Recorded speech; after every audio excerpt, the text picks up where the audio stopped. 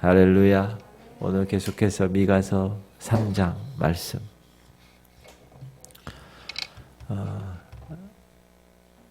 미가라는 선지자는 이 가난한 사람들을 대표하고 대변하고 중산층 이런 사람들, 보통 사람들, 예전에 어느 대통령이 보통 사람들 얘기를 많이 했는데 그런 선지자였습니다. 그런 보통 사람들을 대변하는 선지자. 그래서 2장, 3장에서는 제가 어제도 말씀드렸지만 1장에서는 하나님께 대한 인간의 범죄, 2장, 3장은 인간 대 인간의 범죄. 특별히 하나님의 공의로운 통치를 해야 할 이 리더들이, 왕이나 기득권자들이 그 하나님의 공의로움을 무시하고 자기들의 기준에 따라서 행동하고 사고하고 그런 범죄를 자행하는, 여러분 그런 모든 범죄의 밑바닥에는 뭐가 있다고 그랬죠? 제가 인간의 교만이 있다는 거. 어떤 교만? 나는 하나님과 관계없는 삶을 사는 사람이야. 난 하나님 없이도 살 수 있어. 하나님의 주권을 거부하고 하나님의 주권을 인정하지 않는 교만이 깔려있다. 오늘 3장에서는 이스라엘의 지도자들, 특별히 정치 지도자들에 대한 죄와 종교 지도자들에 대한 죄를 지적하는 그런 내용입니다. 목사인 저부터 또 여러분 가정인과 여러분이 속해 있는 그 공동체의 영적 지도자들이에요. 그런 지도자들 입장에서 우리가 이 말씀을 한번 살펴보도록 하겠습니다. 우리 1절 한번 읽을까요? 시작. 내가 또 이르노니 야곱의 우두머리들과 이스라엘 족속의 통치자들아 들으라. 정의를 아는 것이 너희의 본분이 아니냐. 반어법을 썼죠. 이 4절까지 정치 지도자들의 죄를 지적하는데 여러분 하나님이 출애굽한 백성들, 선택한 민족을 하나님이 어떻게 살라고 어떻게 하셨죠? 율법을 주셨어요. 근데 그 사랑의 율법을 거스른 죄악이 이 정치 지도자들의 죄악이라고 오늘 분명하게 말씀하십니다. 야곱의 우두머리들, 이스라엘의 통치자들이죠. 하나님이 그들을 그 자리에 세우신 것은 다 뜻이 있어서, 그리고 그 권세는 위로부터 받은 거예요. 그렇죠? 하나님께로부터 위임받은 거예요. 여러분 잘 생각하셔야 됩니다. 여러분이 어떤 리더로서 권위를 갖고 권세를 갖고 싶으십니까? 그렇게 위해서 여러분이 애를 쓰십니까? 그건 잘못된 접근입니다. 그런 리더십의 권위와 권세는 위로부터 부여받는 겁니다. 하나님으로부터. 그거는 주어지는 거예요. 이 목사의 영적 권위도 마찬가지예요. 제가 영적 권위를 세우기 위해서 할렐루야 오늘도 하나님께서 막 이렇게 그런 분들 계세요. 어디 부흥회 가면 불 받아라 뭐. 여러분 그런 권위는 자기가 세우는 권위예요. 그러나 그런 외적으로 보이는 그런 거 말고 하나님이 그에게 영적인 권위를 주시면 그 사람이 말을 더듬어도 설교를 못해도 영적 권위가 딱 잡혀 있어요. 저도 그런 리더십이 되기를 소원하는 사람 중에 한 사람인데, 그러므로 하나님의 권세를 그에게 주어 그가 위임받은 리더십이라면 통치자들이 해야 될 일은 뭡니까? 세우신 그분, 하나님 말씀에 입각해서 공의로 다스리는 것이 마땅히 행할 일이다. 구약에서 이 공의를 가장 잘 설명해 주고 있는 부분, 특별히 하나님의 택한 백성들을 이끌어내서 이제 어떻게 살아라 할 때 그 살아라의 기준, 그게 출애굽기에 쫙 나와요. 종에 관한 법, 종은 어떻게 다뤄야 된다. 폭행에 관한 법, 살인에 관한 법, 노예는 어떻게 다뤄라. 노예에 관한 법, 과실치사에 관한 법, 사람을 일부러 죽였느냐 아니면 어떻게 하다가 실수로 죽였느냐, 이런 구체적인 것, 배상에 관한 법, 기타 도덕적인 법들, 이런 것들을 하나님이 아주 자세하게 일일이, 왜? 하나님이 너무 사랑하니까 그들을, 그 죄 문제를 너무 싫어하시니까. 그거에 대한 상황을 이야기를 하시는 거예요. 우리 잠깐 몇 개만 읽어볼게요. 사람을 쳐 죽인 자는 반드시 죽일 것이나 만일 사람이 고의적으로 한 것이 아니라 나 하나님이 사람을 그의 손에 넘긴 것이면 내가 그를 위하여 한 곳을 정하리니 그 사람이 그리로 도망할 것이요. 피난처죠. 사람이 그의 이웃을 고의로 죽였으면 너는 그를 내 제단에서라도 잡아내려 죽일 것이라. 이게 의도의 순수성이 되게 중요합니다. 의도. 여러분이 어떤 의도를 가지고 생활하느냐. 사람 죽이는 것까지. 15절 자기 아버지나 어머니를 치는 자는 반드시 죽일지니라. 사람을 납치한 자가 그 사람을 팔았든지 자기 수하에 두었든지 그를 반드시 죽일지니라. 자기 아버지나 어머니를 저주하는 자는 반드시 죽일지니라. 사람이 서로 싸우다가 하나가 돌이나 주먹으로 그의 상대방을 쳤으나 그가 죽지 않고 자리에 누웠다가 지팡이를 짚고 일어나 걸으면 그를 친 자가 형벌은 면하되 그가 내 손해를 배상하고 그가 완치되게 할 것이니라. 네, 여기까지. 이게 이제 예를 들은 거예요. 제가 몇 가지. 이러한 아주 구체적인 법들을 하나님이 허락하신 거거든요. 그럼 리더십들은 어떻게 해야 돼요? 그 법대로 치리하면 되는 거예요. 그런데 하나님께서 주신 이런 법들이 잘 지켜지지가 않았다. 법과 정의가 사라지게 되었다. 이 공의와 정의를 상실한 통치자는 하나님께서 그 통치자의 자격을 상실하게 하신다. 통치자는 여러분 군림하는 것이 아니라 하나님의 공의로움을 이 땅에 실현하는 자입니다. 이거는 정치 지도자들 이 땅을 지금 치리하고 있는 거예요. 하나님이 그 두 후보 중에서 왜 윤석열이라는 사람을 대통령으로 세우셨을까? 하나님이 세우신 건데. 모든 리더십들은 다 하나님이 세우신 거거든요. 그 왜 그랬었을까에 대해서 그 권위를 부여받은 주인공은 항상 생각하고 나는 군림하는 자가 아니다. 제가 이곳에 이 교회 담임 목사로 왔을 때 제가 한 생각이 있습니다. 무슨 생각? 내가 성도들에게 군림받는 그런 목회자가 되면 되지 않는다. 섬기는. 예수님이 이 땅에 오셨을 때 군림받으시러 오시지 않았죠. 섬기러 오셨죠. 제자들, 야 12명 집합. 너희들 이게 뭐니 임마. 이렇게 얘기한 적이 한 번도 없다는 거예요. 그들의 발을 씻기고 그들과 서로 사랑하고 그들에게 그 안타까운 마음을 계속 이야기하고 그래서 우리가 작은 예수의 모습으로 살아가는 그런 모습을 계속 기도하고 지향하고 있지요. 저도 마찬가지입니다. 2절 보면 너희가 선을 미워하고 악을 기뻐하여 내 백성의 가죽을 벗기고 그 뼈에서 살을 뜯어. 아주 신랄한 이야기예요. 가죽을 벗기고 그 뼈에서 살을 뜯어. 특별히 이 통일 왕국 분열됐잖아요. 두 나라로.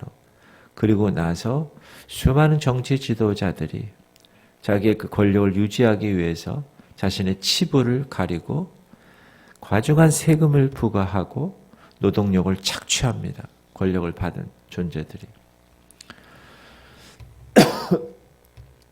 어떤 경우에는 무고한 사람을 죄인 취급합니다. 그들의 생계를 위태롭게 합니다.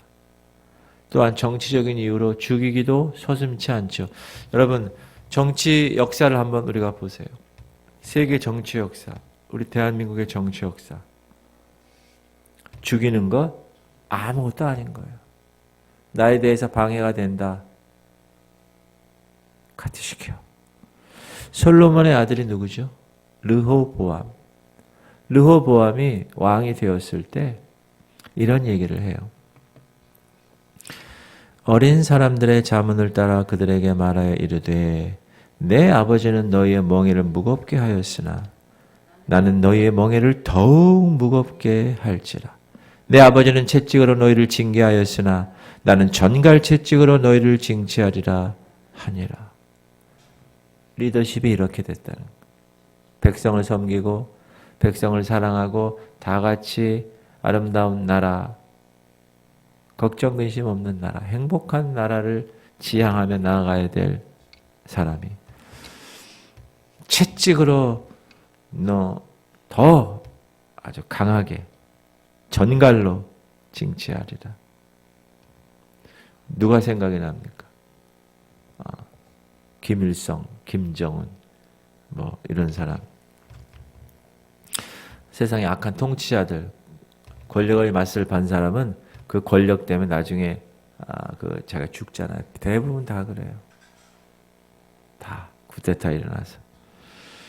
자, 2절 3절을 다시 읽어보면 너희가 선을 미워하고 악을 기뻐하여 내 백성의 가죽을 벗기고 그 뼈에서 살을 뜯어 그들의 살을 먹으며 그 가죽을 벗기며 그 뼈를 꺾어 다지기를 냄비와 솥 가운데 담을 고기처럼 하는도다. 네, 다 잡아가지고 죽여가지고 다 닭도리탕처럼 다 잘라가지고 큰 데다 놓고 곰국을 끓였다는 거예요. 쉽게 얘기하면. 참으로 어리석은 일이 아닐 수 없다. 그 권력을 앞세워서 권력을 주신 그분하고는 전혀 관계없어요. 권력을 딱 받으면 그 권력을 앞세워서 선을 미워하고 악을 사랑하고 극단적인 탐심이 이 안에 들어가서 잔인함을 가지고 백성들을 착취하는 잔인 무도하게 그지없는 살인자처럼 살아갔다. 미치광이처럼 살아갔다. 악독하고 잔인한 당대 지도자들의 죄악을 지금 이 미가는 맹렬하게 비난하고 있습니다. 지도자들의 이러한 행위의 결과 하나님 어떻게 하신다고요? 듣지 아니하신다.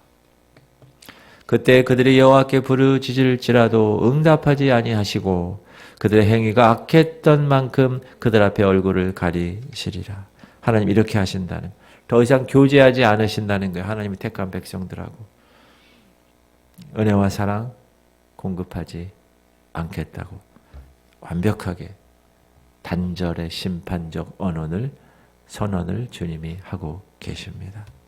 5절 내 백성을 유혹하는 선지자들은 이에 물 것이 있으면 평강을 외치나 그 입에 무엇을 채워주지 아니하는 자에게는 전쟁을 준비하는도다. 이런 선지자에 대하여 여호와께서 이르시되, 당시에 많은 선지자들이 있었어요. 미가뿐만 아니라. 그런데 하나님의 뜻을 정확하게 전달하려는 노력이 없다. 그냥 자기 자신의 일신상의 행복을 위해서 그냥 딸랑딸랑 아부하는 말씀만 전한다. 복 거짓 예언만 일삼는다. 여러분, 하나님이 우리에게 허락하시는 복의 기준을 여러분 잘 감당하셔야 돼요. 돈 많이 벌어서 아파트 좋은 거 사서 좋은 차 타고 떵떵거리며 사는 게 복인가? 이 복에 대한 개념을, 하나님이 원하시는 복에 대한 개념을 우리가 잘 파악해야 한다. 시편에 보면 1편에 복 있는 사람은 아파트 사고 돈 많고 배부르고 뭐 이렇게라고 써 있는 적이 없어요. 악인의 꾀를 쫓지 아니하는 게 죄인의 길에 서지 아니하며 오만한 자의 자리에 앉지 않고 오직 여호와의 율법을 즐거워하며 그 율법을 즐겁게 계속 묵상하며 살아가. 저는 시냇가에 시는 나무가 씨를 쫓아 과실을 맺으며 그 열매를 맺는 거예요. 그게 복 있는 사람이라는. 악인은 그렇지 않는 거죠. 지금 이 시대도 마찬가지다. 이 시대도. 참고로 예레미야서에서 그 당시의 삶을 한번 읽어볼게요. 선지자 하나냐가 선지자 예레미야의 목에서 멍에를 빼앗았고, 이 하나냐는 거짓 선지자고 예레미야는 참 선지자인데, 이제 목에서 나무로 만든 멍에를 메고 다니라고 하나님이 말씀하셨어요. 예레미야에게. 그러니까 이제 빼앗은 거예요. 그리고 모든 백성 앞에서 하나냐가 말하여 이르되 여호와께서 이와 같이 말씀하시니라. 거짓 말하는 거예요. 얘가.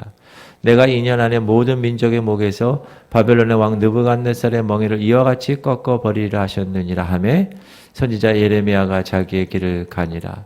선지자 하나냐가 선지자 예레미야의 목에서 멍에를 꺾어 버린 후에 여호와의 말씀이 예레미야에게 임하니라. 이르시기를 너는 가서 하나냐에게 말하여 이르기를 여호와의 말씀에 네가 나무 멍에를 꺾었으나 그 대신 쇠 멍에들을 만들었느니라.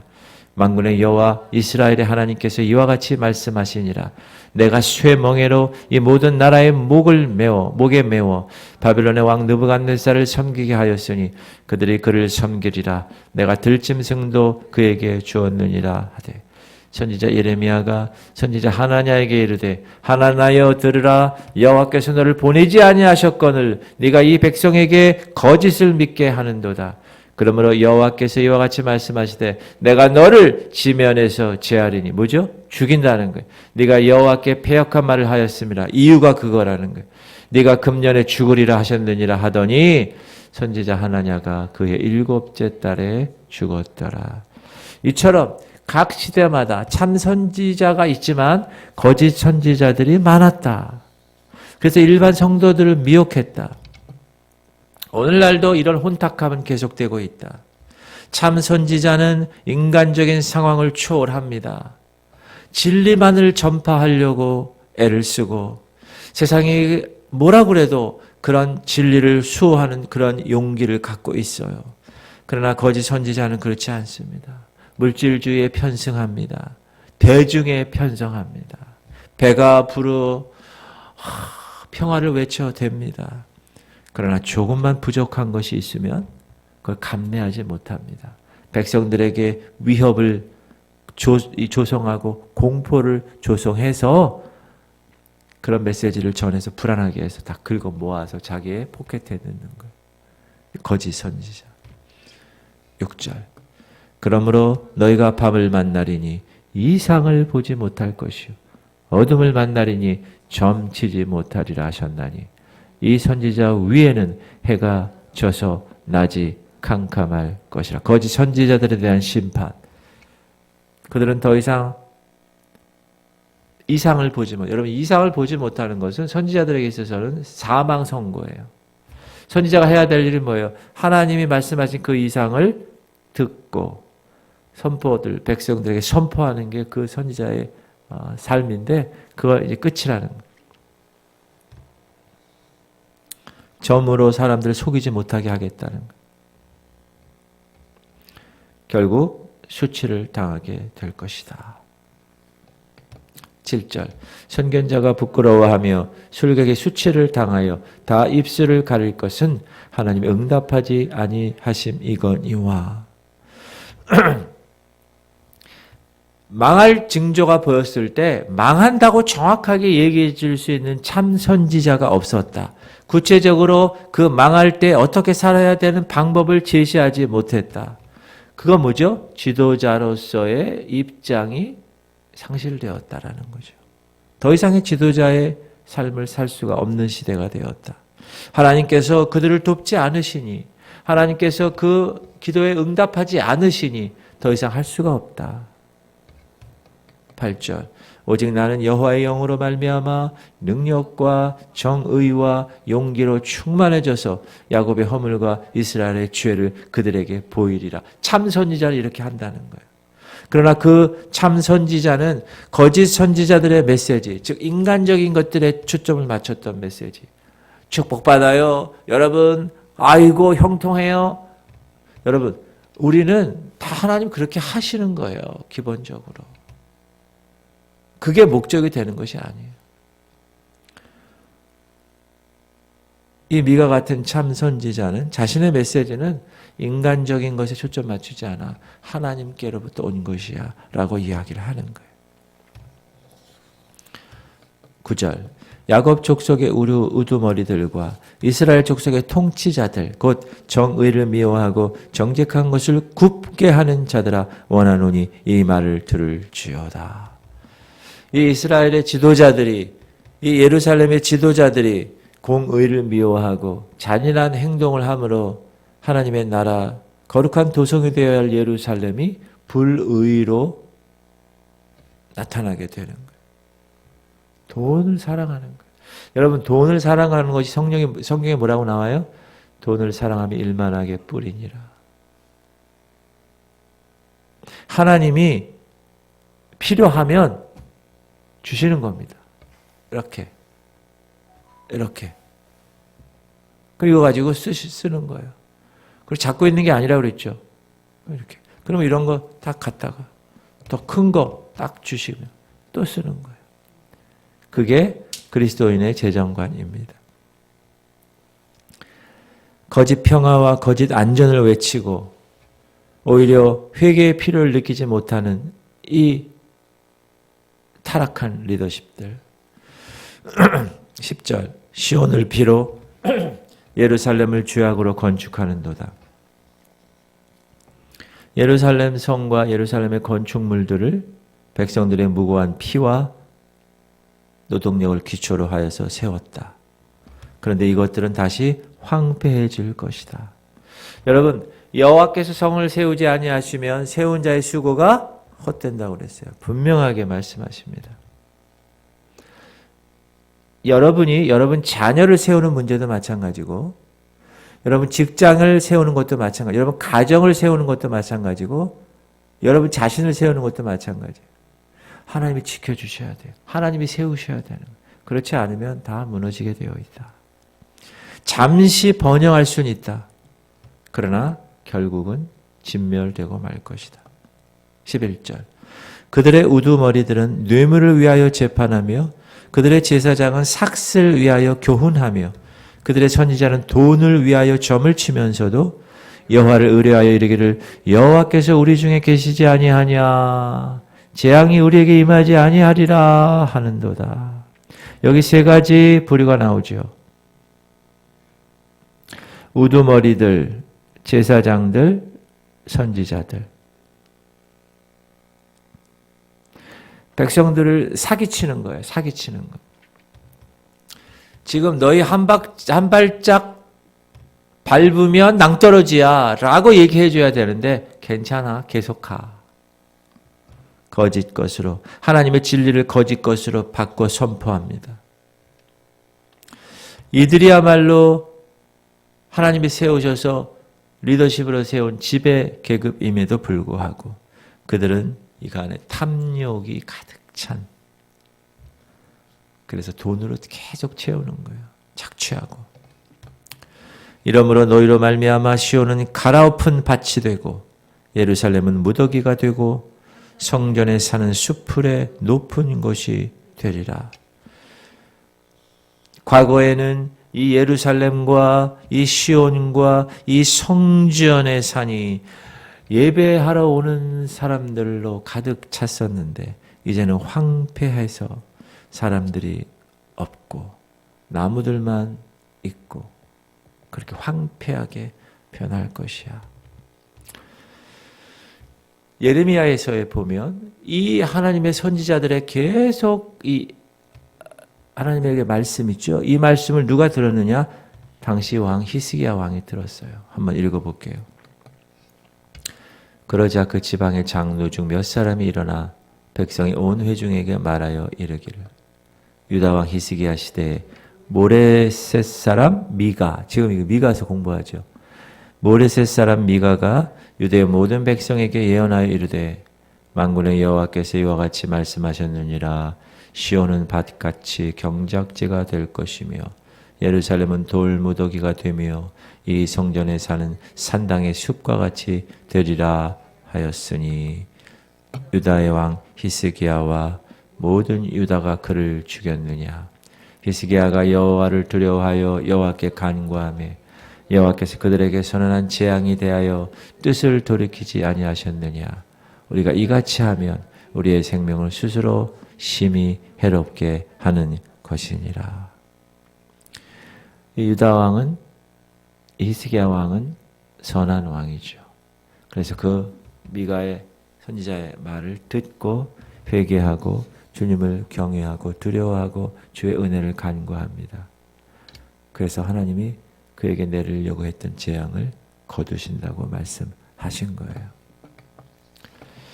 여러분, 이렇게 하나님의 말씀은 위로의 말씀인 동시에 죄에 대하여는 엄중한 경고의 말씀, 또 하나님 허락하신 리더십들에 대한 책임의 말씀인 것입니다. 그래서 이때 돌이키면 하나님의 공의가 실현되는 거예요. 이때 돌이키면 백성들에게 다시 하나님의 은혜가 주어지는 거예요. 기회가 생기는 거예요. 그러나 그때 돌이키지 아니하면, 하나님의 말씀을 듣고도 행하지 아니하면 감당 못할 큰 심판이 임하게 된다. 우리가 오늘 이 3장에서 기억해야 할 교훈이 뭡니까? 악은 모양이라도 버리는 거예요. 악은 미워해야 되는 거예요. 악을 선택하면 안 돼요. 그리고 악에게 지지 말고 선으로 악을 이겨야 합니다. 만약에 악에게 지면 어떻게 됩니까? 상상 못할 대가가, 혹독한 심판이 우리에게 주어지게 될 것이다. 특히 지도자들, 목사인 저부터 더 경성하고 더 겸손하여서 하나님의 뜻 이루기에 힘쓰는 자가 되어야 될 것입니다.